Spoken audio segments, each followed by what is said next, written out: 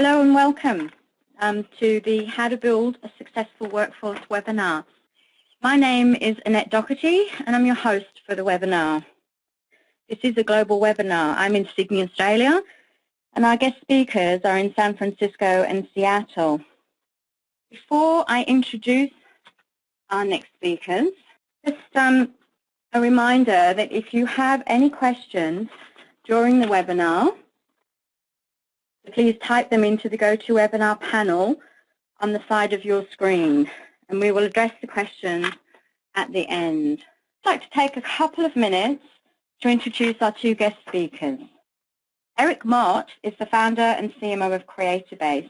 He's spent many years of value creation as a consultant, executive, individual contributor, and entrepreneur at companies including CreatorBase, Electica, Oracle, Electron, Sitecore, Lyris, ReturnPath, Nokia, Creator Connection, Mark Monitor, Cisco Systems, Global Fluency, Sun Microsystems, Philips NV, Candiskio Design, Elm Products, and CBS Television. A lot of very influential brands.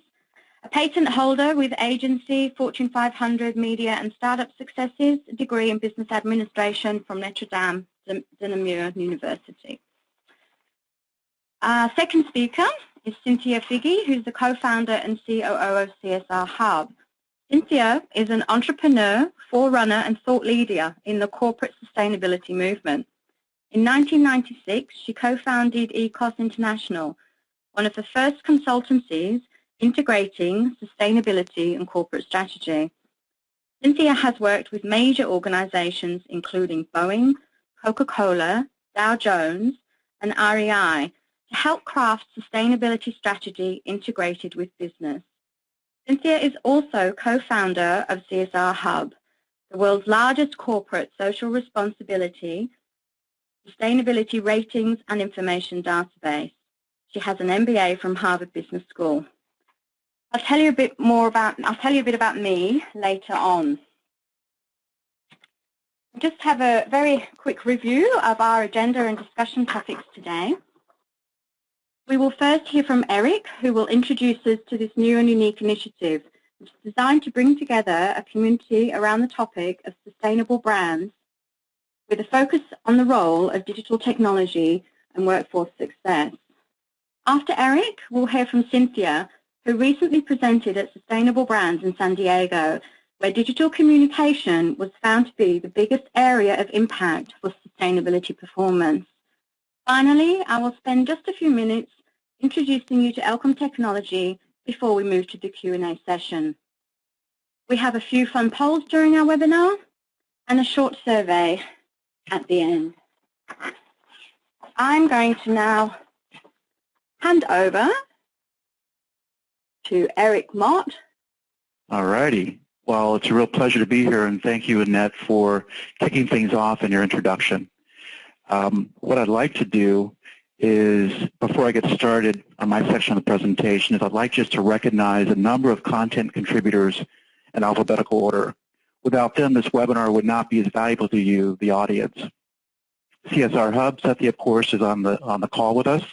Elcom CMS, you just heard from Annette. Kleiner Perkins, Caulfield and Byers are the creators of the Internet Trends 2015 report. Manage.com, Sustainability Accounting Standards Board. ServerSide, Social Media Today. Sustainable Brands, The Future Organization, The Washington Post and Sarah Cooper. Triple Pundit, and Twitter HQ. So let's dig in, but first what I want to do is provide a bit of a brief background on the intersection and how this initiative came about. In June 2015, at the Sustainable Brands Conference in San Diego, Elcom and CreatorBase announced that we would explore the intersection of human motivation, digital, and sustainability with a goal of discovering new ideas and insights around how to build an engaged and successful workforce. To qualify successful or success, it's not about squeezing more out of employees at lower costs. Rather, a successful workforce is about creating a balance between what's good for people, business, and the planet, wherever members of your workforce choose to live and work. They choose how and where they want to work. So to be clear, success is really in the eye of the beholder. And in this case, we're talking about full-time employees, contractors and freelancers, partners, and contingent workers in general. And so we're thinking in terms of three main topical areas that are intersecting. Human motivation. We have empowered, smart people in your workforce are now accessible from anywhere 24/7. They seek balance and connectivity, purpose, and a future. Digital, our use of cloud, data, mobile, social, artificial intelligence, and search technologies creates new challenges and, of course, opportunities and, yes, some risks. Sustainability, or let's just refer to them as sustainable brands. And here's a definition from the sustainablebrands.com organization. A better brand that endures by respecting and delighting all stakeholders in both this and future generations. So let's consider these four ideas and thought leaders. And, Bill Gates, we all know who Bill is. He had a comment a while back that, I'm not sure when it was dated, but the key for us, he said, number one has always been hiring very smart people. That said, hiring and collaborating with the best people no longer requires that they work in a central location or be a full-time employee. In his 2005 commencement speech at Stanford University, Steve Jobs said, "I'm convinced that the only thing that kept me going was that I loved what I did. You've got to find what you love." If you have not seen this speech on TED, I highly recommend you do so. It's powerful, and it might just help you find your purpose in life. Another gentleman and thought leader, Sean Archer, a former Harvard professor, author, and founder of GoodThink, is on to something. He said, "The single greatest advantage in the modern economy is a happy and engaged workforce." Last but not least, Dana Middleton of Twitter HQ believes we should nurture ongoing relationships with stakeholders and tap into their motivation to engage as humans instead of trying to persuade them to think differently about a company, product, or service. So I want to dive into this a little bit more. During the Social Shakeup event in Atlanta this past June, I met Dana. She's the head of global business marketing at Twitter. In fact, she spoke on camera. We talked on camera actually earlier this week in San Francisco to capture this thinking at a deeper perspective. For now, let's just get into the formula. And I actually believe the participation way is highly relevant for you and your mobile and social workforce today and in the future. So let's break it down. Discover is about relevancy and the human desire for knowledge. With that said, create a work environment that promotes competence. Empower, it's about motivating participants or stakeholders to provide meaningful contributions to the product or brand. Connect. We humans love to connect with others, not just the brand, in meaningful ways. Facilitate interactions and support connections and community development. So what this really means is actions are the manifestation of participation, and increased engagement and action creates increased performance and value. So now we're going to have a little bit of fun, and we're going to launch our first poll so you can actually participate. And we'll just take a moment to get that going with the help of Annette. But I'll go ahead and read the question for you. Which of the following do you use the most for workforce communication? And we'll give that a moment for the poll to take hold. I see it popping up. If you could take a moment just to select one, and then we'll touch on it real quickly. Okay, do we have the results? Okay, not surprising that email is one of the primary or the primary communication tool, but we all know that email has its limitations. So, not to pigeonhole you, but we all fit somewhere from a generation perspective. And we each have some career development and work style influences throughout our lives based on when and where we were born and worked. Don't hold me to the exact dates because they vary depending on sources. But the four generations that make up today's workforce include matures, baby boomers, that's where I fit, on the younger end, of course, Gen X, and millennials. So here's a fun kind of illustration from Sarah Cooper. It was published recently, and it provides an interesting and perhaps, make a little humorous contrast between boomers and millennials. On the left, the boomer says, "I schedule a bi-weekly meeting so we can stay on top of this." And on the right, the millennial says, I set up a group chat so we can talk 24/7, plus my animated GIFs weren't working in email. I anticipate many of you tuned in here probably have had a similar experience at work. You know, the two forms of communication illustrate different work styles and expectations that various members of your workforce care about and are comfortable with. This also touches on culture, HR policy, and technology issues that need to be addressed in order to have a successful workforce across generations and geographies. So we're going to really get into some specifics here. And this data is from a recent report from KPCB. It's the Internet Trends 2015 report. And we're going to focus on millennials. Why? Because really they're the largest generation segment in your workforce with ages 15 to 35. This means their workforce preferences will have a significant impact on business performance, team dynamics, and their individual satisfaction. Here's some more data.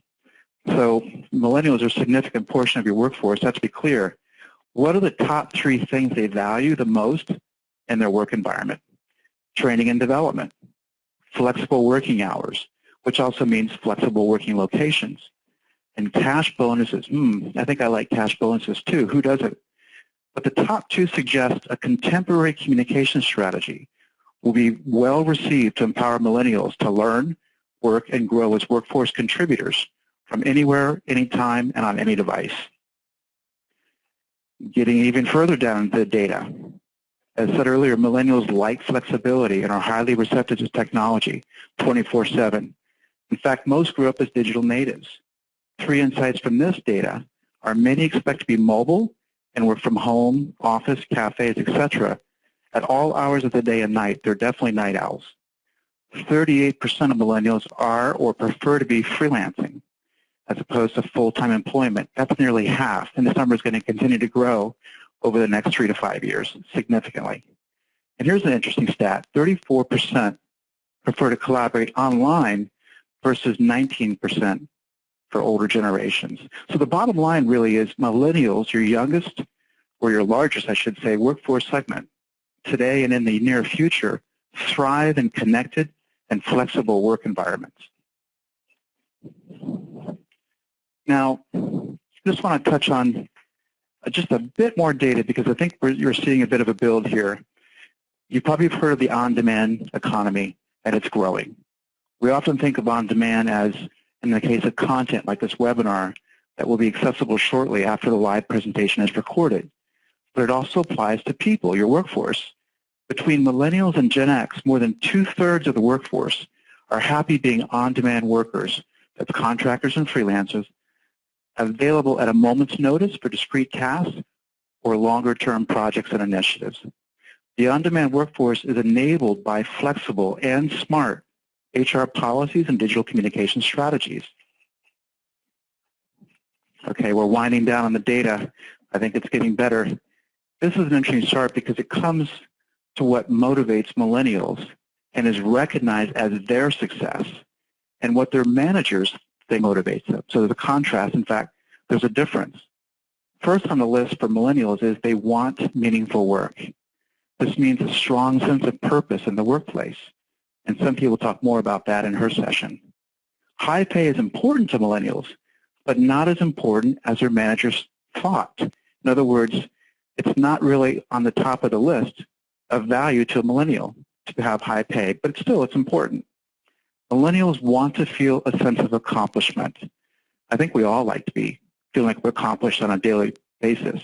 Net, millennials are happier in organizations and feel successful when the company is driven by purpose and there are good indications of accomplishments day to day, most likely through a variety of communications.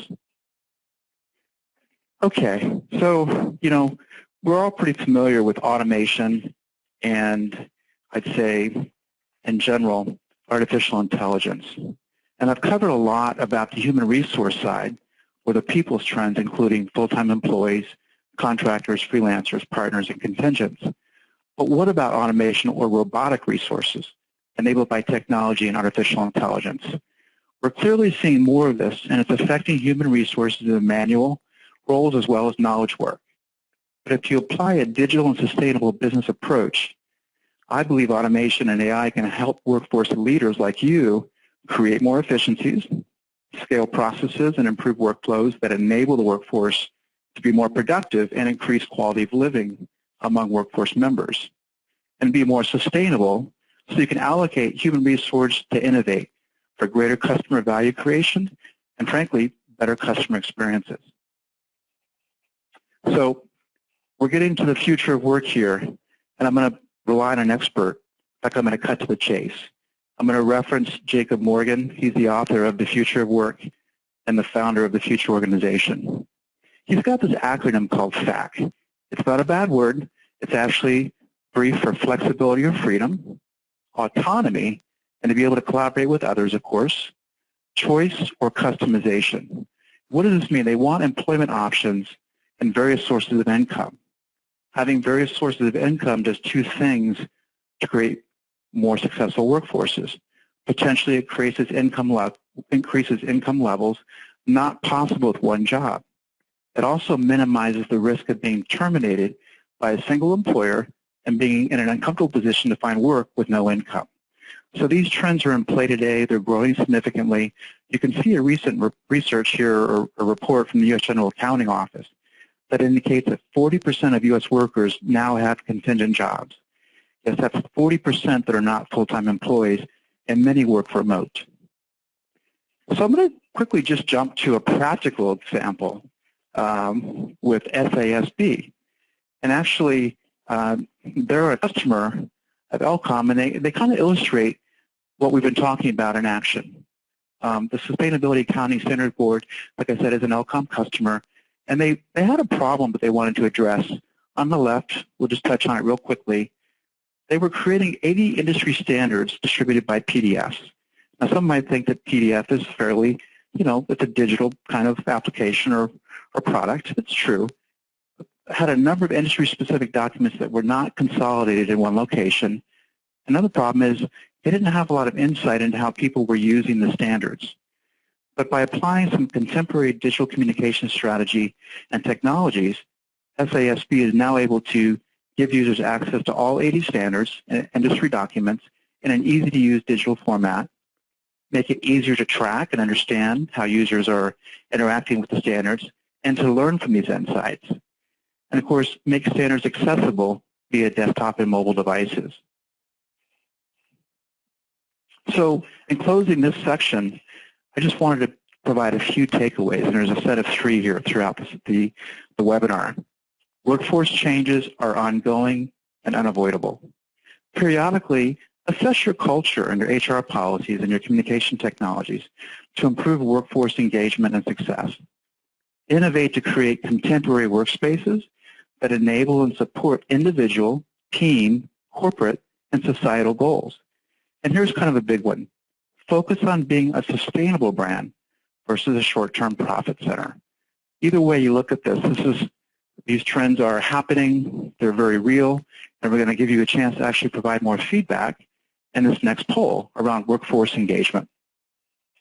And I'll read the question. How important is it for your organization to use digital communications to engage its workforce? We'll take a moment. Please choose one, and we'll chat about it. And I think we have some results coming in. Okay. So extremely important. So good to hear that many of you do think it's extremely important or very important to have highly engaged workforce. So we're going to go ahead and just move to my last slide here, which actually, I'd like to introduce again, Cynthia, take it away. Well, thanks so much, Eric. I really appreciate your insights on building a successful workforce, and I'm delighted to be an entrepreneur and co-creator with you and Annette in this exciting area. I'll explore now with the audience how demands for sustainability, workforce values and needs, and digital trends are coming together to create successful brands and a more sustainable world. Okay, so I want to start off and talk a little bit about, what is sustainability? This term, also referred as corporate social responsibility or CSR, is really a key driver of business today. And as you said, Eric, Sustainable Brands defines this as a better brand that endures by respecting and delighting all stakeholders in both this and future generations. Way back in 1997, my consulting firm, ECOS, created the iconic emblem of sustainability, these three overlapping circles, with sustainability defined as operating at the nexus of natural, human, and economic systems. And the truth is, we're still seeking and defining the nexus, that place where all is integrated and optimized for societal, environmental, and market value. So let's first focus on the circle of human social values.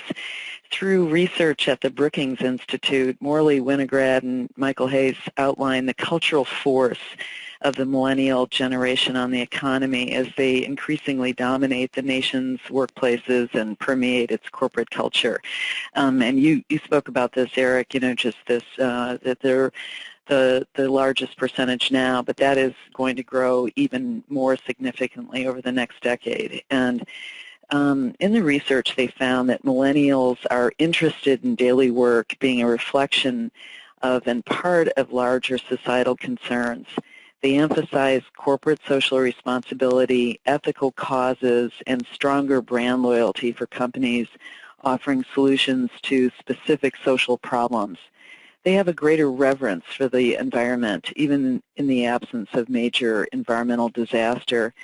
They place higher worth on experiences over acquisition of material things. And they have the ability to build communities around shared interests rather than geographical proximity, bridging otherwise disparate groups.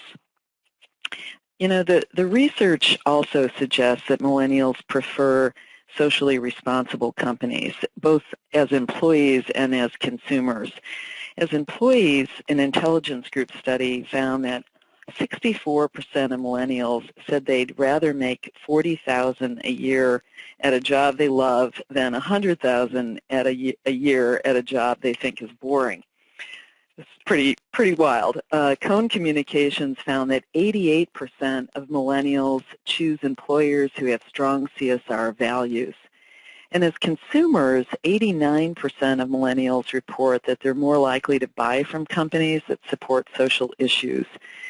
So as Peter Drucker predicted more than 2 decades ago, a firm's economic performance in the millennial era that is now emerging ultimately rests on the loyalty of its customers to the values the company and its brand represent. So a company that's dedicated to sustainability will attract both millennial consumers' loyalty as well as win the loyalty of the company's millennial employees. In a blog post that I wrote on CSR Hub, I coined the term sustainability natives. I did borrow from this term from Mark Prensky's Digital Natives, the notion that people under 30-something have come of age after the Internet was made accessible to all. So just like digital natives, sustainability natives have an innate understanding of the ecological and social issues facing the planet. They're not debating these things, and they're not wondering whether they exist or whether they're an imperative for their generation. They take for granted the need to solve sustainability's challenges, and they see this in the areas of efficiency, which is reducing material and energy throughput and waste, and sufficiency. What does society really need to create a sustainable economic equilibrium for 7 to 10 billion people? And I think the important thing about sustainability natives is that they also assume that companies are a part of the solution. So research has also shown that millennials desire their daily work to be a part of their societal concerns. They're more likely to use digital means to bring about change. And here is a chart that's a little bit tough to read, but basically it's comparing millennials to the U.S. average in their use of digital. 71% use social media as a platform to discuss issues they care about versus 52%. 80% are more inclined to donate or to support an issue after they first learn of it versus 63%. And 73% would continue to reach and engage with content after liking or following an organization versus 60%. So this is a at least walk in the talk of activism.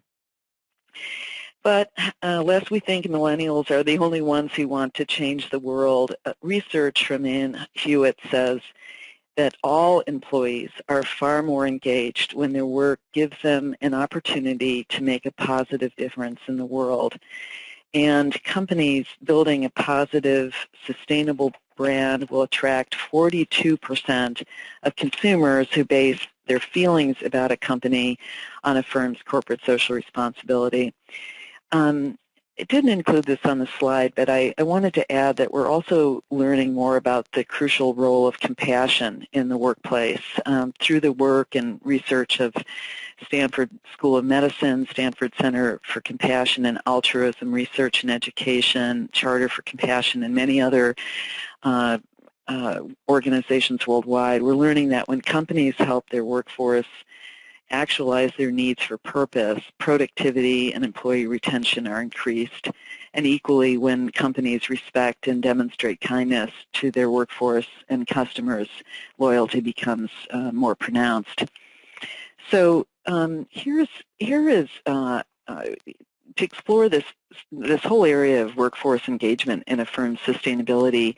ECOS performed some research for Nike and Hewlett-Packard and produced a compendium of best practices across 60 leading companies.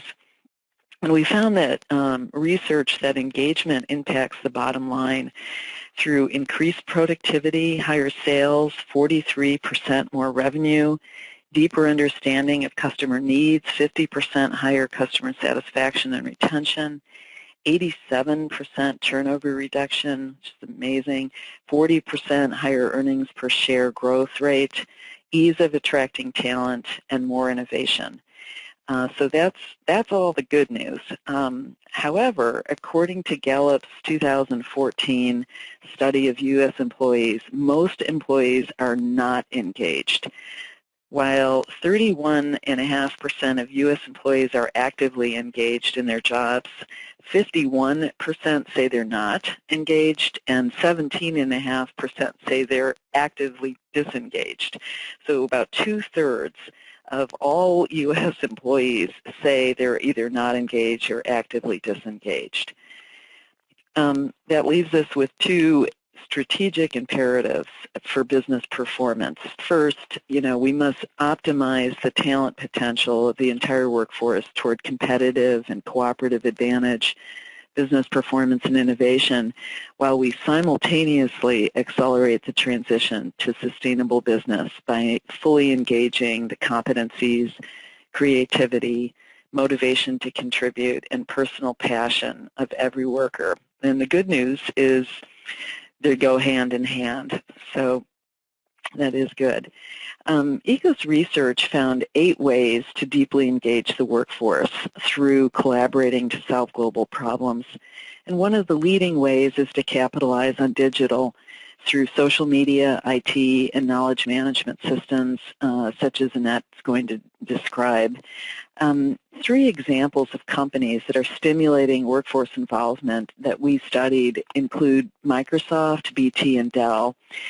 Microsoft has a web-based portal for matching community needs with skilled and interested volunteers worldwide, and it's a amazing system. Tens of thousands of people around the world. They can choose what nonprofits they want to work with, and then they track all of this engagement through this portal. They also have a Cool It campaign that helps people calculate their personal carbon emissions, and they're working on global inclusion to overcome the digital divide. BP has carbon clubs. These are You know, you've probably heard of green teams, but BT's carbon clubs are supported by a web-based portal where employees can take a pledge and set up a club and reach out to others. Also, Dell has something called the Employee Storm Ideas site. Their social media platform, Employee Storm, culls ideas from all of its workforce, so they have 80,000 people worldwide. This was launched in 2008, and employees can post and discuss ideas and topics ranging from product upgrades to innovation to critiques of the company to facilities improvements and benefits. I've been following Dell and their sustainability work since they first released their CSR report.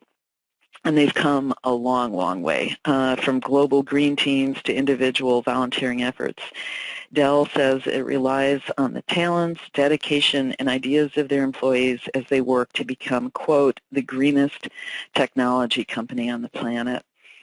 This is really just one of the many examples of how companies are now using crowdsourcing platforms to gather ideas for sustainability-related improvements from their employees and workforce and other stakeholders. Lorinda Rolich, my business partner at ECOS, is writing a book on crowdsourcing and open innovation applied to business sustainability, and it's a very exciting area, and we're working with clients to really explore and incorporate engagement into innovation and sustainability strategies. So I think to summarize this area, digital drives workforce engagement. It accelerates innovation and impact, and we've seen the power of connecting human potential and motivation with accelerating sustainable business. I'd like to talk about this correlation between sustainability and digital.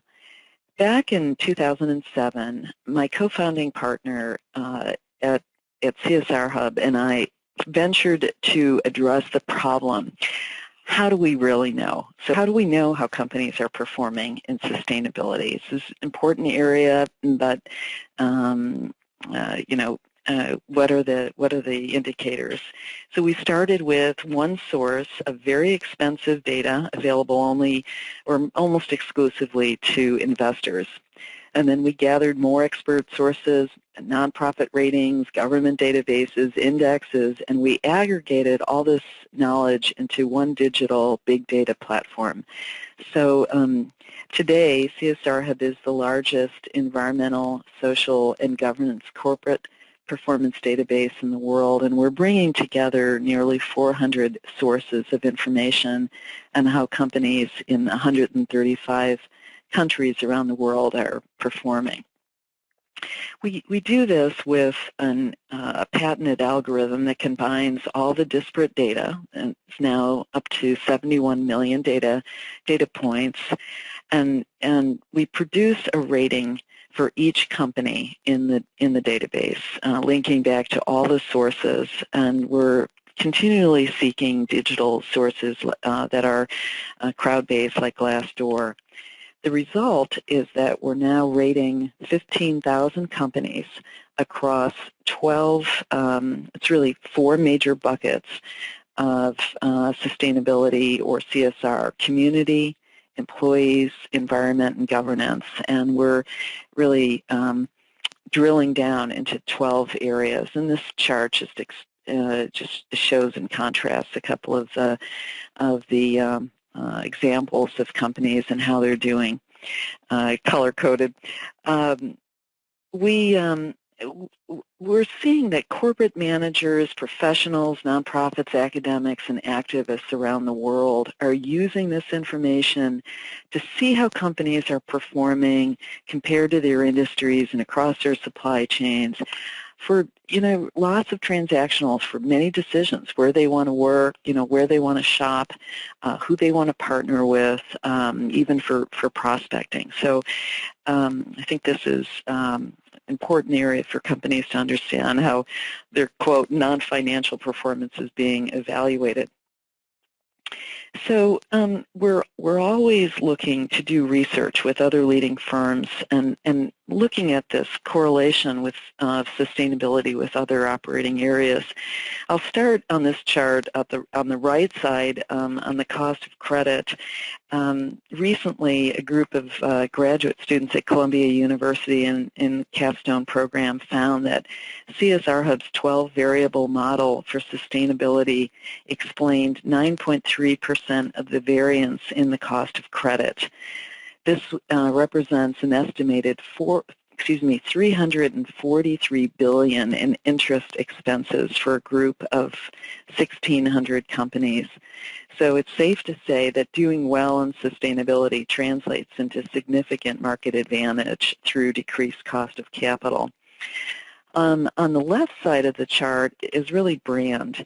And by comparing our sustainability data with brand finance research in the UK, Interbrand and Reputation Institute research, we averaged the overall correlation of the 3 brand studies for a 22% relationship. In other words, sustainability is now driving brand strength 22%, accounting for 22%. The next bar regarding reputational risk, in May we released joint research with RepRisk. Headquartered in Zurich, they run the most comprehensive global database of ESG, another acronym, Environment, Social Governance, risk, with risk profiles for over 50,000 public and private companies globally.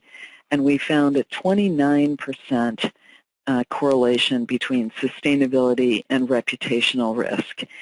But here is the big one. CSR Hub released at Sustainable Brands Conference last month our groundbreaking research on the correlation between sustainability perceived performance and the strength of digital communications.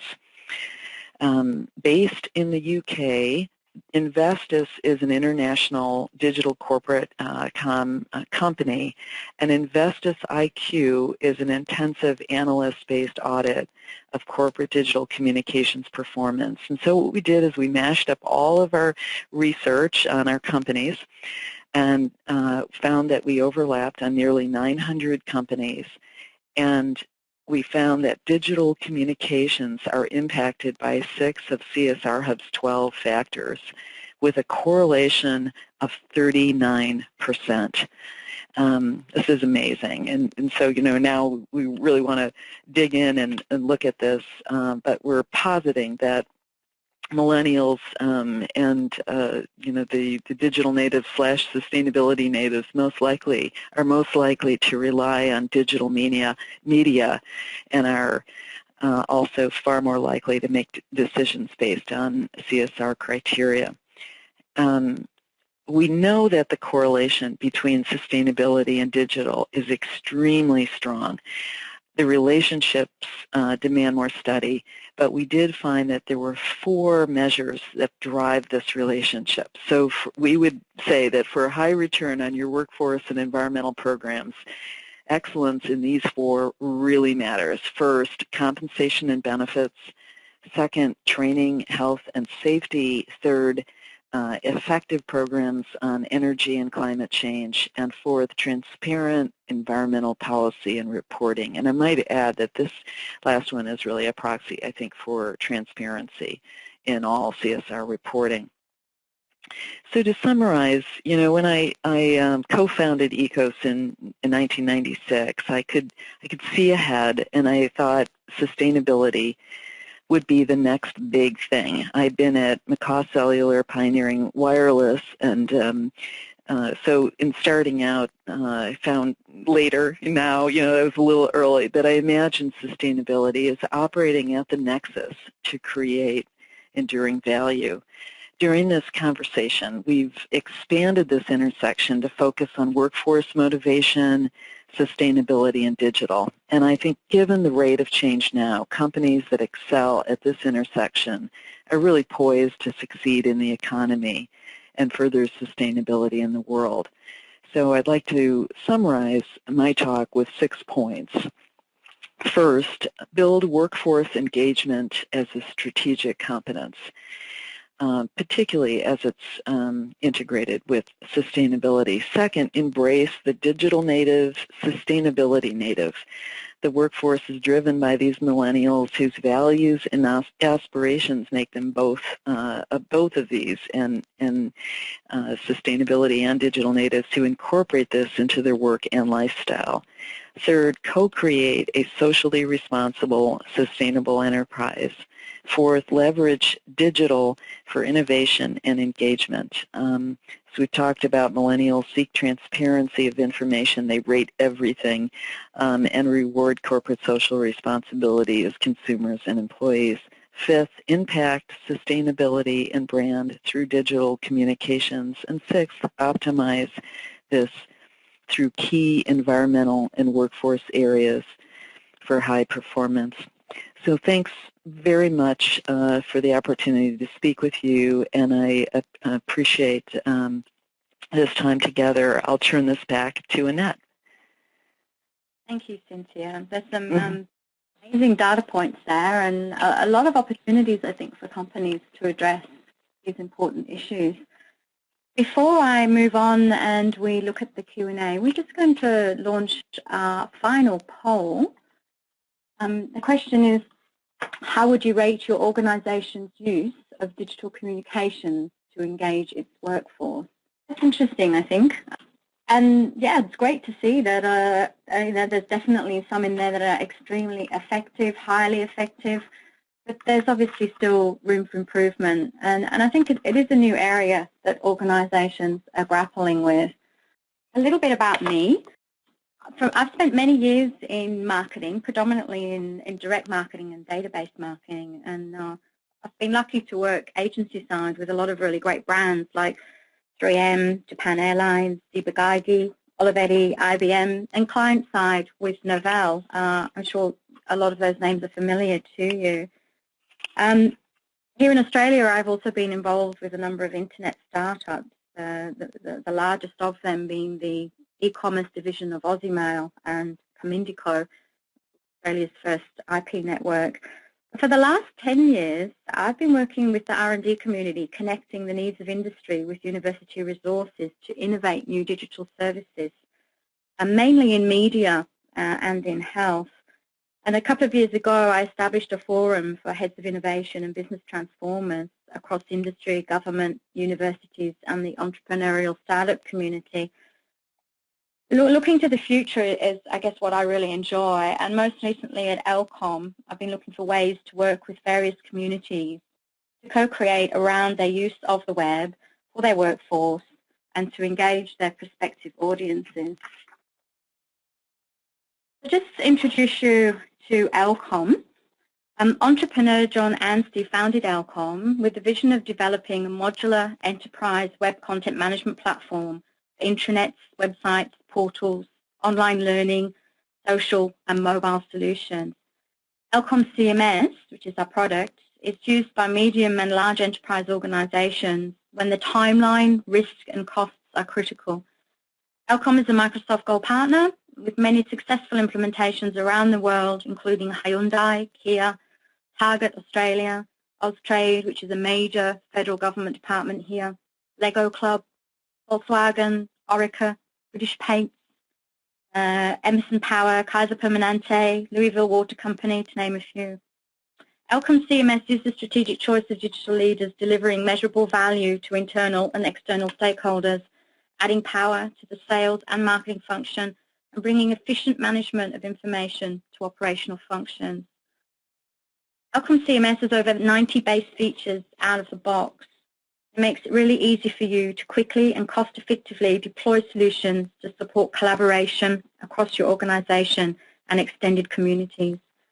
A modular approach lets you add the extra functions you need as your needs change and grow, so you don't pay for what you're not using yet. We work very closely, hand in hand with our clients, and where they choose, their design agencies. And at every step, from requirements to implementation and beyond, you will always speak to a person who is ready and able to respond almost immediately. We've developed a strong reputation for integration with other business systems, our responsiveness, training, and support. From today's presentation, these are my key takeaways. Look, considering mobile be to embrace as a platform for connection, communication and collaboration. Non-traditional employers and employees can easily find each other.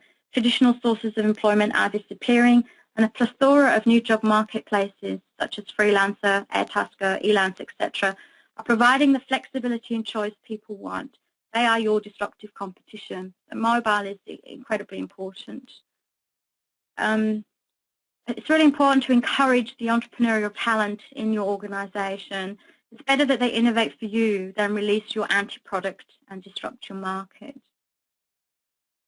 In terms of the digital technologies, the CMS, content management solution, with all its tools such as enterprise social networking, forms, workflows, single sign-on across multiple applications, mobile responsiveness and integration to operational systems is a powerful tool to support the need for people to find each other, find the expert in their midst, the correct content, engage and collaborate, and with seamless integration, surface important information to motivate them.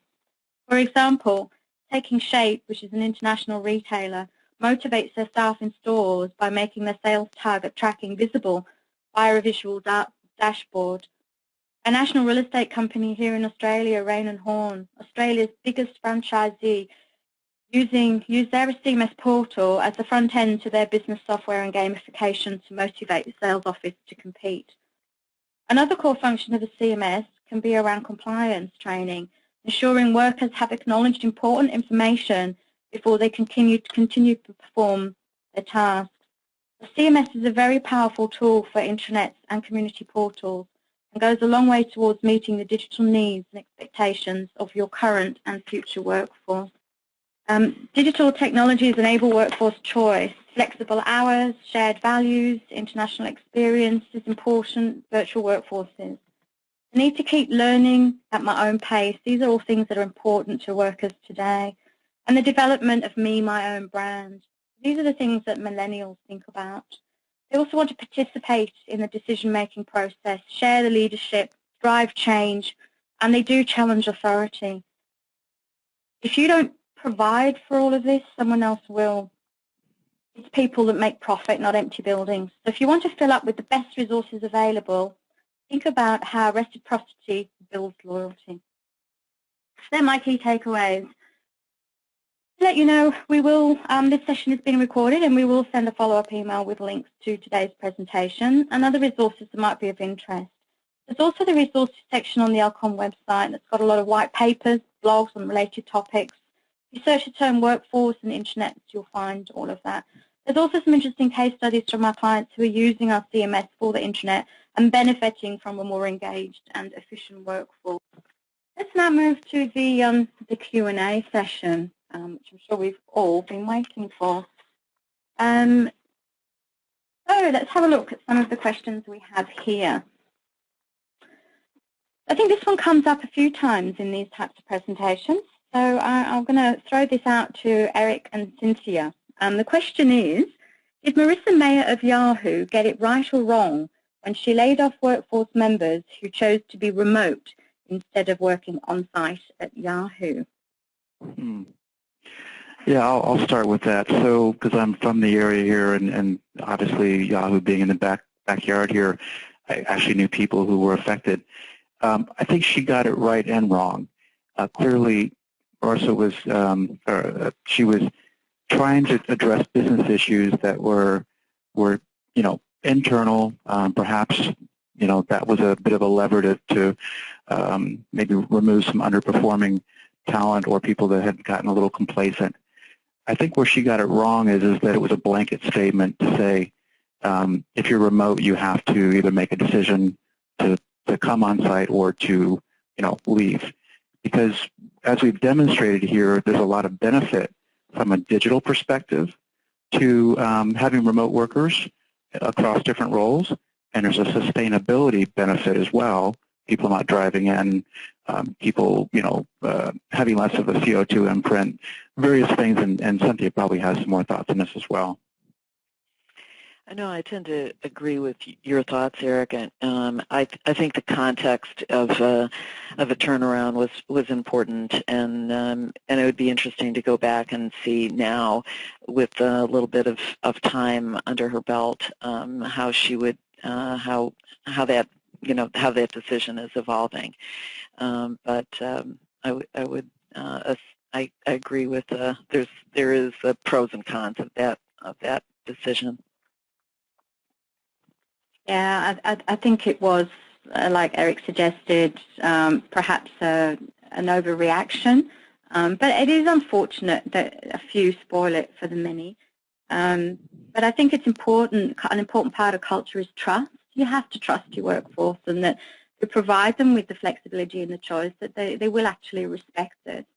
And if that's not the case, then I think you have another issue to contend with, which is a cultural issue. And please keep your questions coming. Move on to the next one. This is an interesting one, which is related to the previous one. Why would you want to hire someone who is only willing to be remote? Thoughts on that? Yeah, I think it kind of speaks to, again, some of what we've just described. It's a culture shift. If you recall what Bill Gates said about hiring the smartest and the best, that's great. The smartest and the best performers can be anywhere, and they can be anywhere for very discrete tasks, from kind of an on-demand economy perspective, or for more longer-term projects. But to discriminate, if you will, against someone who is a talent but isn't on site, that's not appropriate because of the technology enablement that's possible.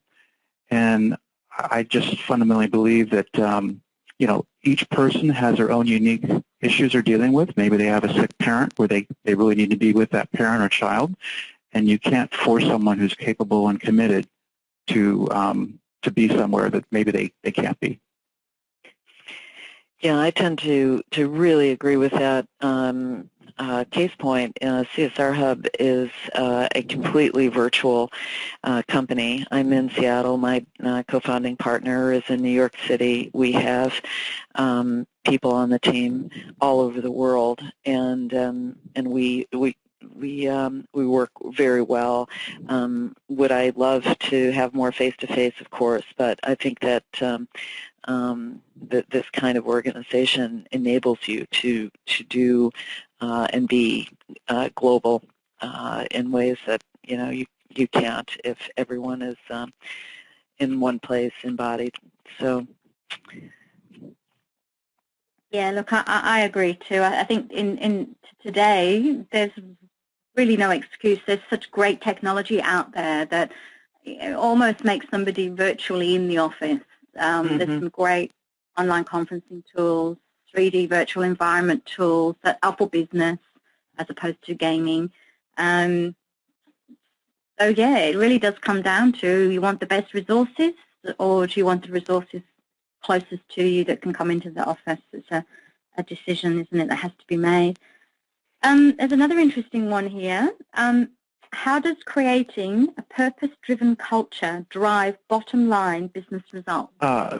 Good question. Again, what we've seen a lot from the millennial, which is a larger workforce, the Gen X, and let's not say that boomers don't care about this too, is that there's a lot of really bad stuff happening in the world, and it's nice when you can come to work. You spend most of your working hours, or your living hours actually, at work, thinking about work, working.